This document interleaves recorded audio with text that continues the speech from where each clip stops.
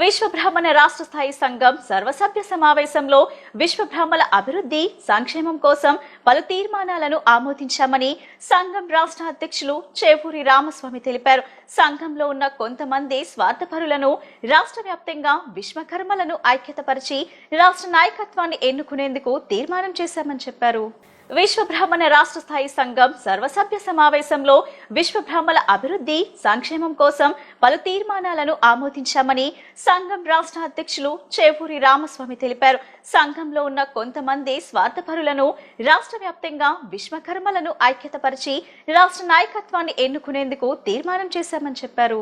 రాష్ట్ర నలుమూలల నుంచి కూడా 26 జిల్లాల నుంచి అధ్యక్ష ప్రధాన కార్యదర్శులు, రాష్ట్ర కమిటీ పెద్దలు, మా రాష్ట్ర ప్రధాన కార్యదర్శి ఫిరంగి చంద్రశేఖరాచారి గారు, అలాగే మా సమన్వయకర్త దార్ల శ్రీనివాస్ గారు, రాష్ట్ర గౌరవ సలహాదారుల నుండి కుప్పిలి సూర్యనారాయణ గారు, అలాగే రాష్ట్ర రాజకీయ చైర్మన్ అయినటువంటి మారో శ్రీను గారు తదితరులందరూ కూడా ఇక్కడికి రావడం జరిగింది. వీరందరితో పాటు మాకు ఇక్కడ డైరెక్ట్ గా 16 జిల్లాల నుంచి ఇక్కడ అధ్యక్షులందరూ కూడా రావడం జరిగింది. ఇంకొక 6 జిల్లాల నుంచి కూడా ఈ కార్యక్రమానికి మద్దతు తెలుపుతూ జిల్లా అధ్యక్షులందరూ కూడా మాట్లాడటం జరిగింది వీడియో కాల్స్ లో. అయితే ఈరోజు ముఖ్యమైనటువంటి విషయం ఏంటంటే రాష్ట్ర విశ్వబ్రాహ్మణ సంఘం 563/73 నేను రాష్ట్ర అధ్యక్షుడిగా బాధ్యతలు స్వీకరించడానికి ముఖ్యమైనటువంటి పరిస్థితులలో రాష్ట్ర సంఘాన్ని తెలంగాణ రాష్ట్ర సంఘం తీసుకున్నది అనేటటువంటి పరిస్థితుల నుంచి హైకోర్టు నుంచి ఆ నెంబర్ని గెలవడం కోసం, ఆ నెంబర్ మాకు మాతృ సంఘానికి మేము తెచ్చుకోవడం కోసం మేము తీసుకున్నాం. అది తీసుకుని అలాగే ఇప్పుడు హైకోర్టు నుంచి మేము గెలుచుకుని ఆ సంఘాన్ని మాకు తెచ్చుకున్నాం. ఈ పరిస్థితుల్లో ఇప్పుడు రాష్ట్ర సంఘంలో మాతో కలిసి పనిచేస్తున్నటువంటి రాష్ట్ర కార్యవర్గం ఎంతో చక్కగా ముందుకు వెళుతూ ఉన్నాం.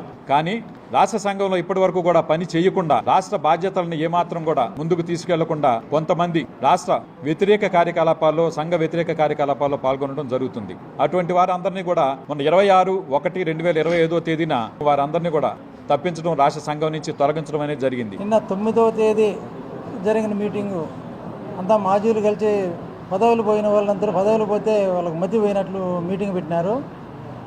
వాళ్ళు మాట్లాడే మాటలు ఎట్లున్నాయంటే అధ్యక్షుడిని సస్పెండ్ చేస్తారంట. అధ్యక్షుడిని సస్పెండ్ చేసిన తర్వాత ఆయన 4 ఏళ్ళ వరకు ఎలక్షన్లలో పాల్గొనకూడదంట.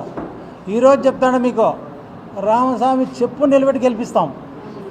అయినా గురజాల ఆనందరావు చెప్తాడు నువ్వు ఈరోజు నీకు చెప్పినది ఒకటే, నువ్వు నిన్న ఏం చేసినావు, ఎన్నికల కూడా నోటీస్ ఇచ్చినావు.